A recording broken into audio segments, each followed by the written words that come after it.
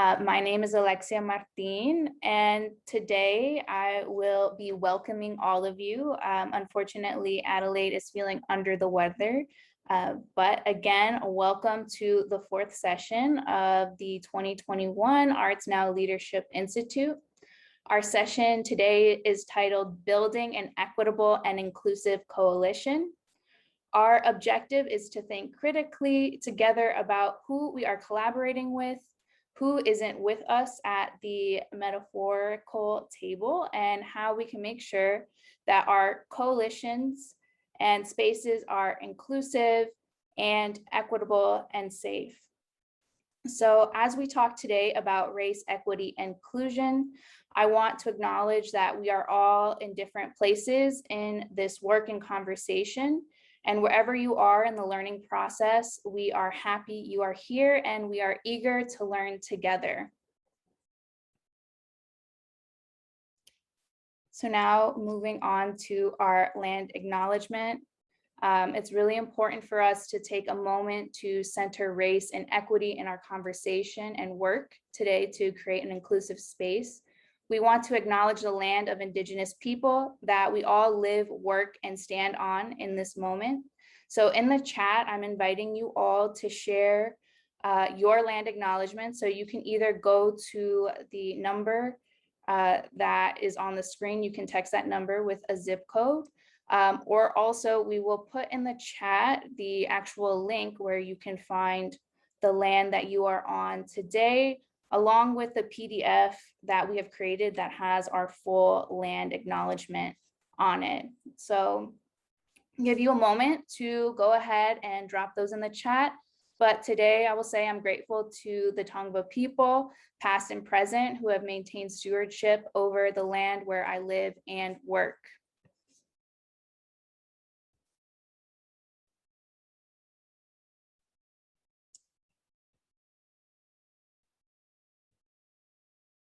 Great, I'm starting to see those in the chat. Amazing. Thank you so much for sharing these. And we're going to continue on, but please continue to drop those in the chat. I'm going to hand it over to Caitlin. Thanks so much, Alexia. Hello, everybody. These are the agreements that we created during our first session together. Would someone like to come off of mute and read these aloud for us?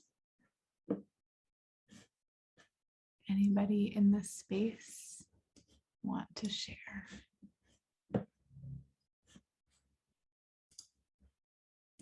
All right, so we have ouch, oops, and explain. So a reminder that we are all learning. So you can say ouch and explain what that meant to you. You can say oops when you recognize that you misspoke, and then we will, move through that. Throw glitter, not shade. Be respectful of time constraints. Give space, take space. If you are someone who is prone to be silent, try to break out of that and speak up. Same for someone if you're prone to speak up, maybe step back and let someone take that space. Be an active listener, assume positive intent while also checking for impact. They're very different.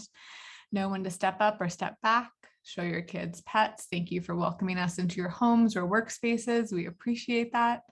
Challenge the idea, not the person. Show up with authenticity and be generous with praise. So thank you for that beautiful list you created. Running this meeting and taking this training on is our team from 50+1 Strategies. So they are a firm that specializes in civic engagement, campaign strategy, management, and community mobilization to make a lasting impact on the biggest issues facing our communities. So I'll take this opportunity to pass this over to them to introduce themselves and talk through our agenda. Hey everybody, it's great to see you again. Amy Wiwuga with 50+1 Strategies, and I'm an associate that specializes in issue advocacy. So just love being here with you guys, and love being here with all of you. And then I'll turn it over to Candace, my colleague. Hi, everybody. My name is Candace Daiwan. I am also with 50+1 Strategies. I work in the creative space, so I absolutely adore everything that Create California and y'all are doing, and really excited to be here and talk with you.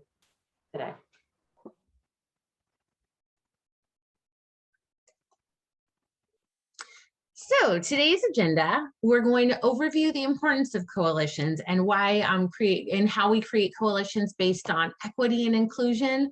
We're going to talk about building long-term power through coalitions and, of course, coalition inclusivity, and leaving time for questions and closing. So with that, let me let these two people in, admits. So with that, I am going to break everyone up into breakout rooms where you guys will all, oops, I'm really trying to work on that one, where everyone will share your name, your location, and your pronouns, and also what communities are you part of professionally or personally. And I'll give an example that I am part of the PTA. My son, I've joined with a bunch of fellow parents that we care about our kids' education. So those are the types of groups that you can look at. So with that, let me get you everyone into breakout rooms. Welcome back, everyone. Hope you all got to learn more about each other and share the different communities that you are a part of. Does anybody like to share some of these communities that y'all are a part of, or any communities that you found to intersect with one another? Either you can come off mute really quick or share in the chat.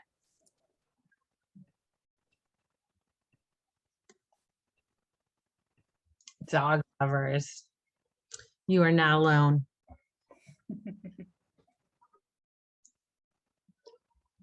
I really liked how artist communities and educator communities intersected, especially in the work we're doing right now here in the Zoom call.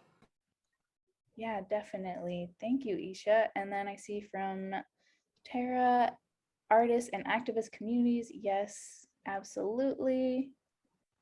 Great. Well, it sounds like it was a fruitful conversation and dialogue. Here we go, a little bit more: activist, music, visual, parent communities. Yes, all the applause for all the parents in the room. All the strength. Government and social groups from Amanda. Great, absolutely. So why don't we move on? You can continue to share those in the chat. But let's move on to the next part of our presentation. Well, thanks everybody again for sharing in that space. So before we begin, I want to take a moment to provide some background on the process that Create California has undergone over the past 2 years to center REI in our work.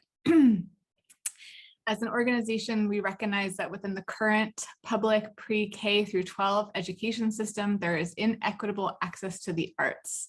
Particularly African-American, Latinx, and Indigenous students experience significant barriers to access, participation, and success in arts learning that are directly linked to pervasive racial inequities in our education system. We've made the commitment to work to address root causes of inequities, including elimination of policies, practices, attitudes, and cultural messages that allow detrimental outcomes to persist. We also specifically address systemic racism and the role of our government and institutions at the local, regional, state, and federal level has played in creating and maintaining racial inequity. So over the past 2 years, beginning back in 2019, the Alliance has partnered with Diane Burby of the Aspire Group, some of you, I believe, met last year, to identify and articulate the organization's equity values. At the same time, the former Create California has worked with an equity committee to advance their goals related to DEI. So these processes have helped us to establish a racial equity analysis framework for organizational decision-making and to center our REI commitment in all the programmatic and policy work we do. We also recognize that this work is ongoing and will constantly need to be examined and added to as we continue learning. This is an ongoing process for all of us, and we are learning as we go. So I'm going to pass it over to Alexia, who will share some of the key takeaways from our ongoing process of analysis and reflection on REI in the field of arts education. Great, thank you so much, Caitlin. So here are some key takeaways, and I want to illuminate that what is the most crucial part of this is the process. So these are just key takeaways that you can integrate into your own work. But one is partnering with others and organizations that are committed to centering REI and DEI in their work. To include the voices most impacted and take their lead. So really thinking of the question of who are we serving? And really acknowledging and respecting that they know their needs better than anyone else. They understand their experiences, their needs, their goals, what's important the most out of anyone. So kind of referring back to who are we serving and them understanding their needs, the importance of students within your coalition. That's why we're all here, right? That's the group that is most impacted. So having those voices, uplifting those voices, providing a safe space for those voices to be heard is extremely important to the work when we're thinking of equity, inclusion. So just keep that in mind. And then I want to highlight this because it's extremely important as well. All of this is extremely important, but requesting permission to share the stories and experiences of others, really having that open dialogue and conversation with an individual and asking permission if, hey, is it okay if I share this story in this capacity, even providing the example of how you will share it, or if the individual says, yeah, no, I don't feel comfortable with that, respecting that decision. And also maybe the individual would rather speak for themselves and share their own experience on their own time. So keeping those things in mind are very important. Now let's think about accessibility. Thinking of things like language, different ability levels, as well as exceptionalities. This is really important to be thinking about when we're, trying to connect with different community members, thinking of communication tools, what platforms are we using, asking yourself when, where, and how are we gathering, especially if you want to be working with students or with parents, etc. Everybody has limited time schedules or different time schedules. So it's really important to find ways that you can be as inclusive as possible. And then lastly, on this side, we have your coalition and partners are reflective of the demographics of the area. That's extremely important, but I would say to not stop there, to strive to have even more diversity within your coalition. I don't think you should have it as a hard and fast rule. Oh, these are the percentage breakdowns of my community. So we have one person from this group, but this group is one of the most impacted. You should have various voices and individuals of that group so that they can share their experiences, have meaningful roles, and provide you with meaningful input. So now we're going to move on to some more key takeaways. Thank you so much. So this is a great kind of, I would say, helpful tool for oneself is this concept of step up and step back. If you find that you're an individual who tends to take up a lot of space, which is not necessarily always bad, but understanding that, hey, I tend to speak a lot, I tend to take up a lot of space, something that you can do is actually step back and provide other voices in the conversation to have the room to express themselves and what is important to them and provide insightful feedback. And let's say you're an individual who tends to not take up too much space. I really maybe not challenge, but invite you to take that risk, to take up the space, to feel empowered that your voice is important. So this is going on to this next bullet point we have here, all voices should be heard. People should have meaningful roles and can contribute to major goals and projects. I really want to illuminate tokenism. It's really important that you have a diverse coalition and you just don't have individuals there for optics. It's important that everybody has a meaningful role that they can contribute to the major goals and projects within the coalition. And lastly, which is probably the most important and is the first step to all of this, is working on understanding your own identity. This is so crucial. Really examining and understanding, where do I hold power and privilege? We all hold points of power and privilege, and really becoming aware of that and reflective of that is very crucial. Understanding intersectionality, which I'm sure many of you have heard this term and understand this term, but I think it's always great to have a refresher. So intersectionality is a term that was coined by Kimberly Crenshaw. And the definition is understanding how aspects of a person's social, political identities combine to create different modes of discrimination and oppression. So for example, you can go ahead and search her, you can read her articles and her writings, and also she has an amazing TED Talk where she explains this, but in her experience, she is a Black woman, and within those two identities, she experiences discrimination and oppression. So that combined and paying attention to her nuanced experience as those two identities is crucial. So being so aware of intersectionality within your own experience and others' experiences is extremely crucial. Those nuances are key. Be comfortable with the uncomfortable.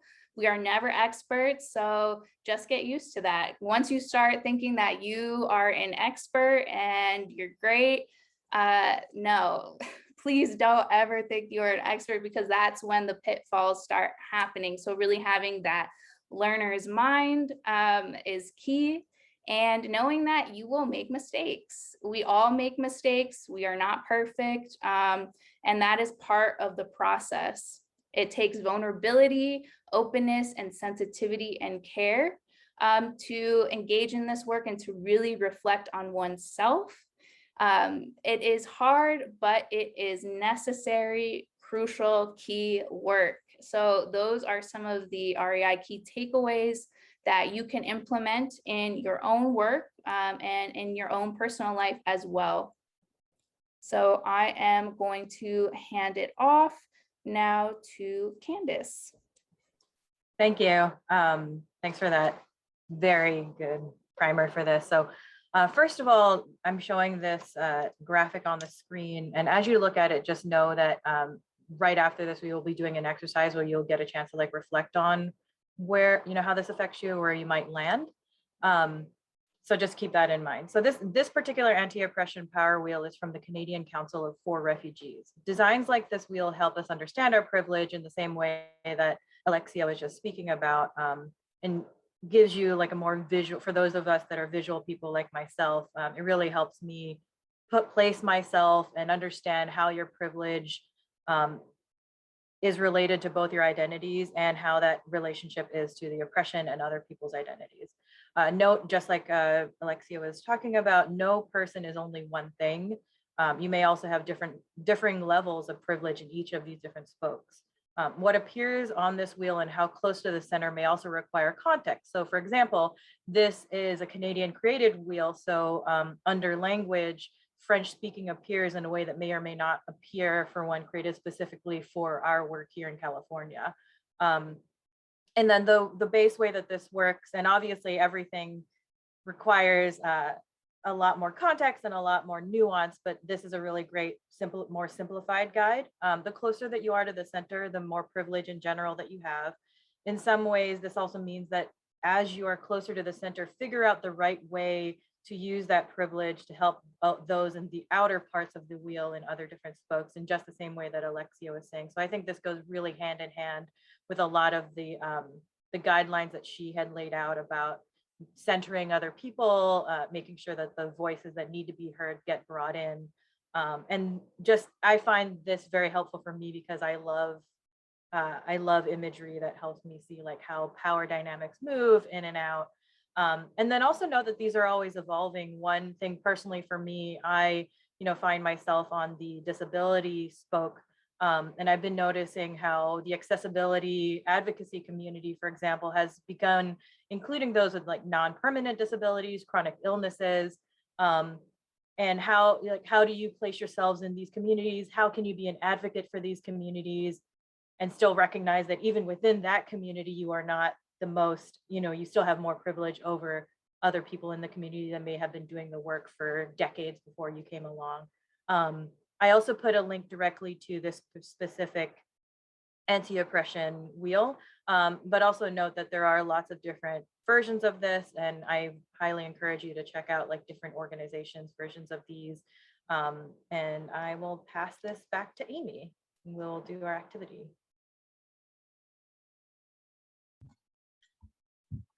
Okay, everyone. So we're going to do this fun word cloud with Slido. So you can either use your phone and join the QR code, or you can go join it through the QR code, or you can go to slido.com and you just enter that code 765732.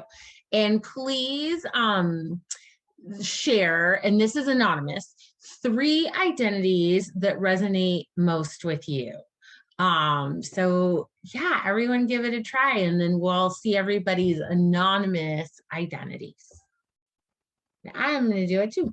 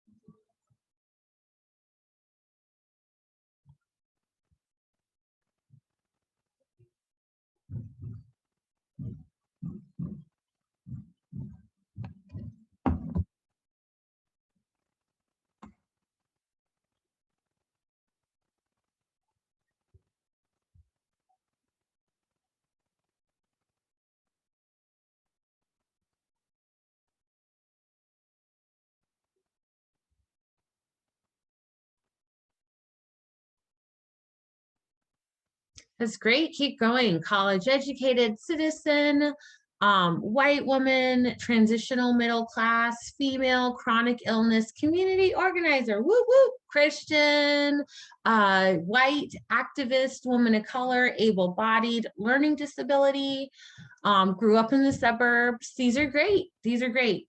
Keep them coming. Indivisible, handicap, that is great. Midwesterner.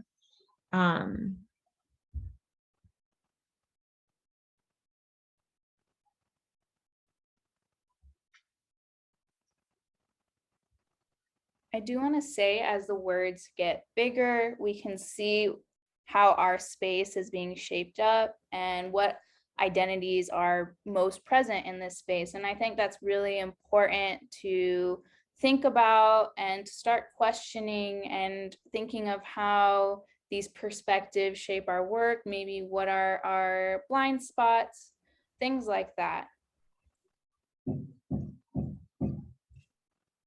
It's really cool.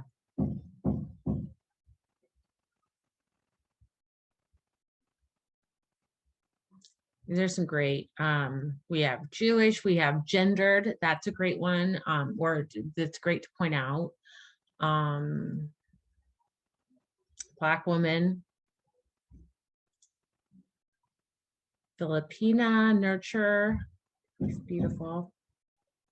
Mom, gardener. So I'm going to move on. really quick, does anyone, if you want to go back to that, does anybody have any does anyone want to unmute and have any reactions to that word cloud? Sorry, Amy, to throw you off. Yeah. Great. Does anyone have any quick reactions based on the previous few slides and just even doing this activity? Does anyone have anything that they want to share about it? Yeah, look at the center. It says white. It's kind of triggering. It's triggering for me. Nicole, I see your hand raised. Thanks for sharing. Go ahead. Yeah, I feel bad going after that because I am a white woman and I'm taking up space. And the fact that you said that, I hear that, and it's something that I was thinking a lot about my community specifically, because I am from like a northern Bay Area white town, and that is something that I've been struggling with the community that I'm a part of trying to diversify it more. We had a person of color as an exec and they ended up getting fired, and I learned that it was based off of like white supremacist ideologies, and that doesn't sit right with me, and that's something that I've been wanting to like bring up with the board. But I think that's like just looking at the whole list, like I see the ones that are big and white, college educated, cisgender woman, mother, all of those things are big. And especially with mother, like, I'm not a mother yet, but I love my mom and I love mothers because like, there's so much compassion there. And I feel like that's an energy to bring into and try and like work towards more racial equality within our communities, especially in a community that is primarily white. Thank you for being vulnerable and sharing your experiences. That's much appreciated. Anyone else?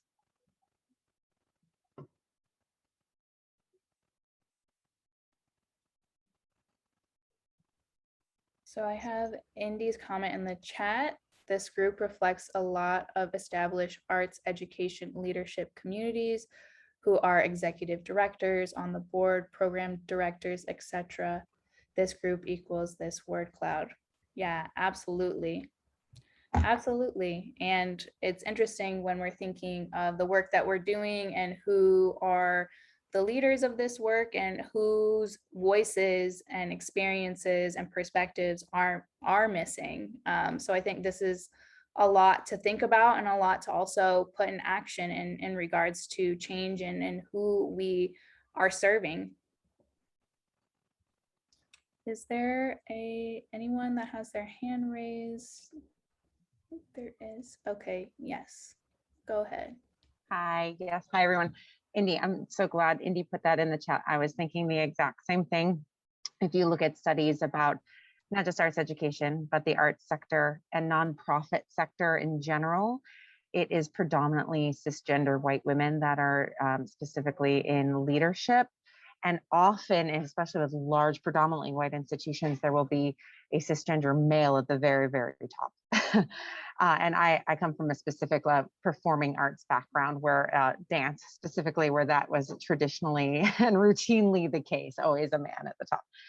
But I just bring that up to say, as a cisgender white woman, and many of these large words were words that I also put in just to be very transparent and vulnerable about that. But it is understandably triggering and also perplexing often on how to acknowledge this, talk about it, continue to do the work, and try to upend it and break down the systems of white supremacy within the structure, and being that, right? So it's like a constant tug of war about how to make any change, both locally within our own organizations, within our community, and then beyond that. But that I just wanted to acknowledge that it's triggering for me as well. And then just a continued existential crisis on how to actually upend it and turn it upside down. Yes, thank you so much for your response. I think that these conversations are crucial. It's just the starting point, but to your point, it's really how are we taking actions, right, to change this? How are we acknowledging our points of power and privilege and deciding to not act upon those, I think, as well. But I do think that this conversation is a great starting point. And I think this activity was very, very illuminating. But conversation is a starting point, but we need to, right, put in the work and the action. So again, thank you to everybody who shared, who unmuted themselves. It does take a lot of strength and vulnerability. So I really do appreciate all of your words. But now we are going to move on to the next part of our presentation. Great. So now we're going to talk a little bit about coalitions. And we know that coalitions are so important because they give us effective and inspiring ways for advocates and organizations to come together and combine all of our talents, our beautiful talents, and work on our shared goals together. That's the premise of just why coalitions are so critical. And we're all here because we know the benefits of coalitions. We know that, change my own slide. We know that coalitions enable us to share skills. Coalitions, when we're with other people, they give us perspective, including, diverse advocates. We're able to collaborate. And it's more fun to do things with other folks instead of by yourself. That's inspirational. So, those are the benefits of being in a coalition. And with that, I'll turn it back over to Candace.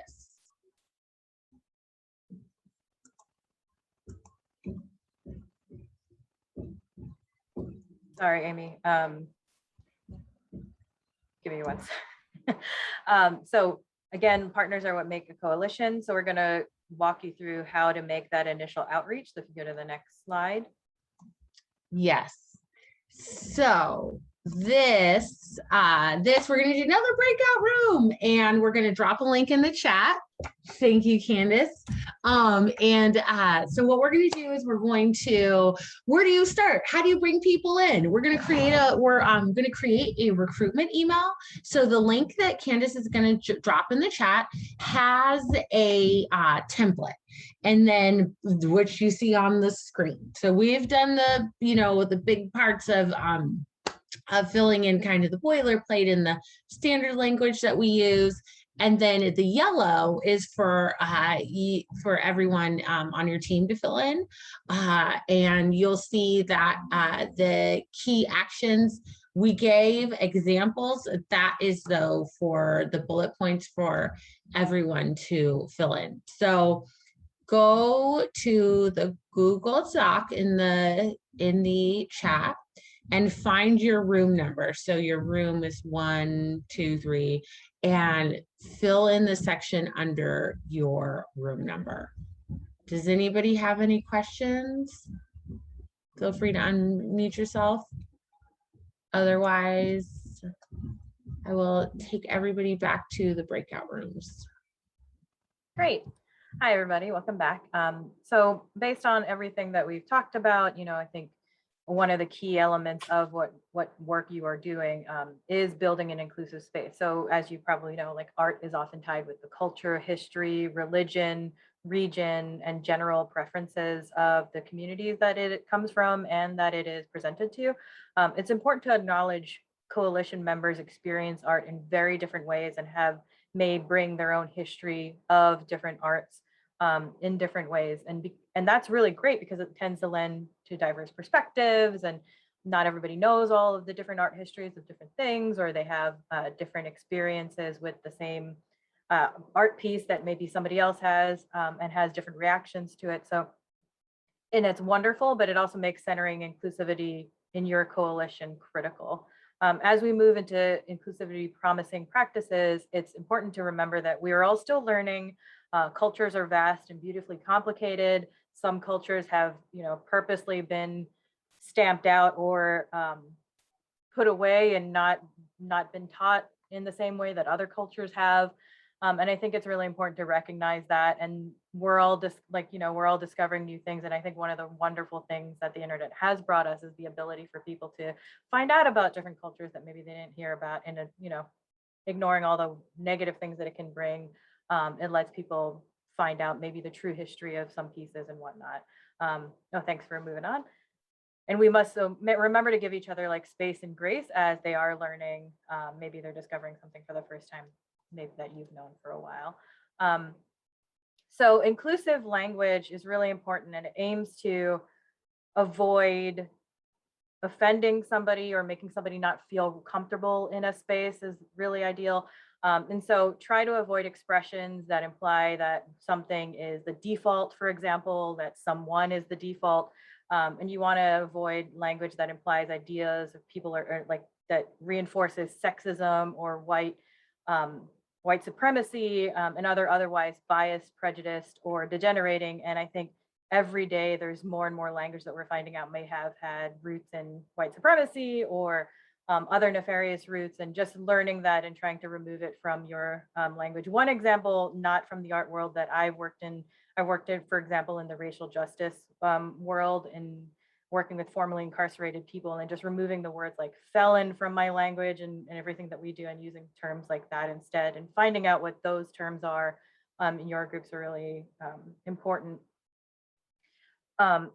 Using inclusive imagery. So as artists, we know that images are very powerful. Even simple images can create a sense of belonging, can also create a sense of exclusion. So some of the quick principles around making imagery inclusive is, one, think about the target audience for this image. Are as many of the communities represented that you're speaking to or that you're trying to include? If you have multiple photos and illustrations of people, so even just think of like a basic thing, like if you have a website or a handout and there's multiple photos, are they varied enough? Making sure that they're not all just cis white men. Think back to that inclusion wheel from earlier, and how can you include as many of the actual community as possible? And if possible, and it's not always possible, right, but using real photos of the organizers on the ground or people that are part of the coalition or part of the space is always preferable to stock photos. But when you are choosing stock photos, don't forget, try to remind yourself about your own biases. For example, like a negative example that I've seen is like, I've seen somebody who put up like a flyer that says like, we're creating jobs, and all the people in the stock photo are white cis men. And what that implies, right, is that it's not a welcoming world. Like, it's not a welcoming world unless you are a white cis man, and trying to avoid that when you're choosing your photos, which, as you know, can be as important part of the design process as anything else. And then also ADA considerations within physical spaces. Is the meeting space accessible? Ramps, elevators, seats?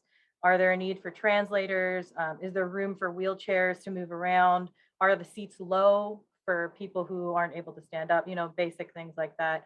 And online, ask about accessibility. You can actually make part of the Zoom registration, like asking if there are accessibility needs, like is there going to be a need for like a interpreter of any type? And then also make sure that your accessibility in your slides, captions, like making sure your slides are readable, that there's captions, interpreter, the volume is correct. Ask yourself things like, is this readable for most? Is the contrast high enough? Are the slides available for download for households with like lower internet speeds across different places? Just things to think about when you're doing that. And so let me move on to the next slide where you can discuss some of the examples and ideas, and we're going to break you guys out. So two big questions that I want you to discuss is, one, in this last year and a half, in what ways has this massive shift to online spaces increased accessibility? And the other side of that coin is, what groups have potentially been excluded because of this move towards online spaces? And we're off. Great. Hi, everybody. Welcome back. I know I always never enough time. I always feel like stuff gets rolling and then the countdown shows up. But real quick, does anybody want to volunteer some takeaways from that discussion that you just had? Either in the chat or unmuted.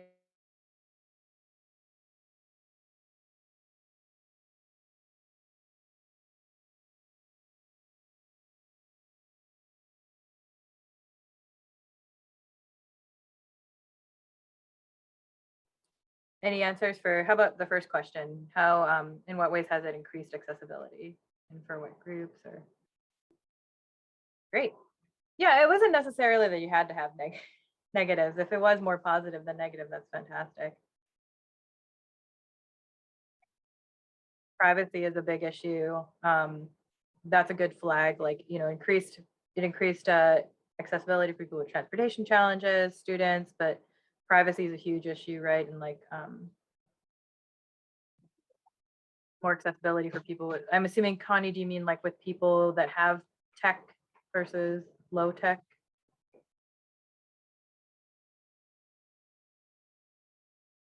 Access or lack thereof of technology really affected experience. Exactly. Basically access. Yes. Great. Perfect. Thank you guys so much. I know it's towards the end of the day, so